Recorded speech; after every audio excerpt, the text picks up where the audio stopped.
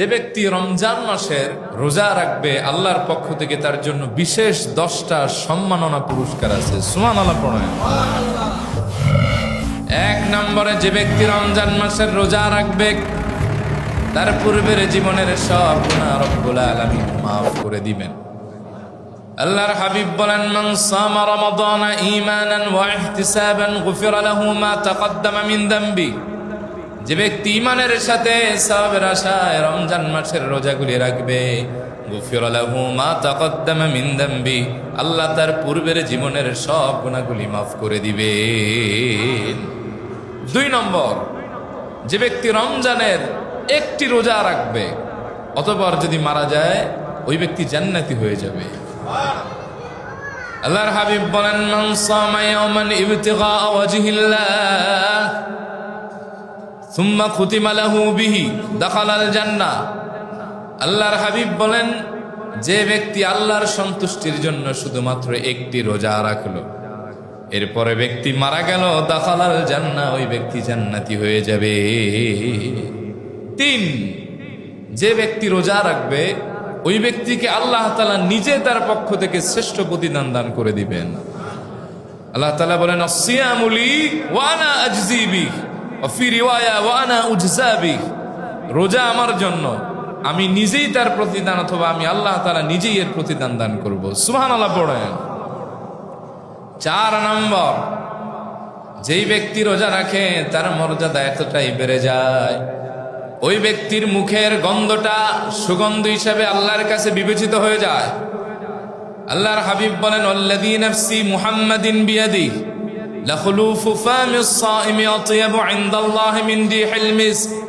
ওই সত্তার নামের কসম যার হাতে আমি মুহাম্মদ সাল্লাল্লাহু আলাইহি সাল্লামের প্রাণ, নিশ্চয়ই একজন রোজাদারের মুখ থেকে নির্গত হওয়া গন্ধটা আল্লাহর কাছে মিশকের চাইতে প্রতিব পবিত্র এবং সুঘ্রাণযুক্ত। সুবহানাল্লাহ। 5, যেই ব্যক্তি রোজাদার ওই ব্যক্তি রোজা অবস্থায় যে দোয়া করবে সেই দোয়াটা কবুল হয়ে যাবে। আল্লাহর হাবিব বলেন, সালাসাতু লা তারুদ্দু দাওয়াতুহুম। 3 ব্যক্তি এমন আছে যারা দোয়া করলে ডাইরেক্ট কবুল হয়ে যায়। জোরে বলেন, কয় ব্যক্তি? 1 নম্বরে ইমামুন আদিল, ন্যায়পরায়ণ শাসকের দোয়া। 2 নম্বরে ওয়াসাইমু হাত্তা ইফতারা, রোজাদার ইফতার করার আগ পর্যন্ত রোজা অবস্থায় যে দোয়া করবে তা কবুল হয়ে যায়। আর 3 নম্বর হলো সেই ব্যক্তি যিনি মাজলুম, অত্যাচারিত, যার উপর জুলুম করা হয়েছে। এরকম মাজলুম ব্যক্তি যখন দোয়া করে তার দোয়ার মাঝখানে আর আল্লাহর মাঝখানে কোনো হিজাব বা পর্দা থাকে না, কবুল হয়ে যায়। 6, যেই ব্যক্তি রোজাদার ওই ব্যক্তির জন্য কিয়ামতের দিন রোজা সুপারিশ করবে, তাকে শাফাআত করে আল্লাহর জান্নাত পর্যন্ত পৌঁছে দিবে। আল্লাহর হাবিব বলেন, আসসিয়ামু ওয়াল কুরআনু ইয়াশফাআনি লিল আবদি ইয়াওমাল কিয়ামাহ। কিয়ামতের কঠিন ময়দানে রোজা এবং কোরআন তার সাহেবের জন্য সুপারিশ করবে। যে ব্যক্তি কোরআনের পাঠক ছিল কোরআন করবে তার জন্য সুপারিশ। যে ব্যক্তি রোজা রেখেছিল এই সায়েমের জন্য রোজা আল্লাহর কাছে সুপারিশ করবে। এমনকি আল্লাহর হাবিব বলেন, রোজা তর্ক করা আরম্ভ করবে আল্লাহর সাথে। যতক্ষণ না ব্যক্তি জান্নাতি হয়ে যায় ততক্ষণ তর্ক করে তারে জান্নাত পর্যন্ত পৌঁছে দিবে। সুবহানাল্লাহ। 7, যেই ব্যক্তি রোজাদার ওই ব্যক্তির জন্য 2টা বিশেষ সম্মাননা আছে। জোরে বলেন, কয়টা? আল্লাহর হাবিব বলেন, লিস-সাইমি ফারহাতান, ফারহাতুন ইনদাল ফিত্রি ওয়া ফারহাতুন ইনদা লিকাই রাব্বিহ। একজন রোজাদারের জন্য 2টা বিশেষ সম্মাননা আর বিশেষ খুশি আছে। তা হলো, একটা হলো ইফতারের সময় কেউ কেউ বলেছেন 30 দিন রোজা রাখার পরে ঈদুল ফিতরের দিন, কারণ ওই দিন যখন তারা ঈদগাহের জন্য রওনা হয়ে যায় রাস্তার 2 ধারে ফেরেশতারা থাকেন, তারা তাদেরকে ইস্তেকবাল করেন আর বলেন, তোমাদের জন্য সুসংবাদ, আল্লাহ পাক তোমাদেরকে মাফ করে দিয়েছেন। আর 2 নম্বর হলো ইনদা লিকাই রাব্বিহ, রোজাদার তার রবকে দেখতে পাবে। সুবহানাল্লাহ কইতে মন চায় না? আল্লাহরে দেখতে মন চায়? সবার মন চায়? কার কার মন চায়? লিল্লাহি তাকবীর। হাত নামান।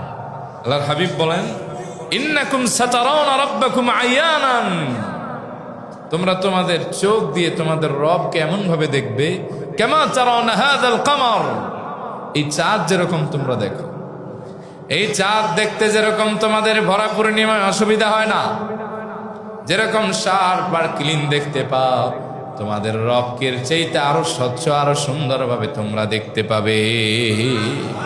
আর রোজাদাররা পাবে স্পেশাল ভাবে।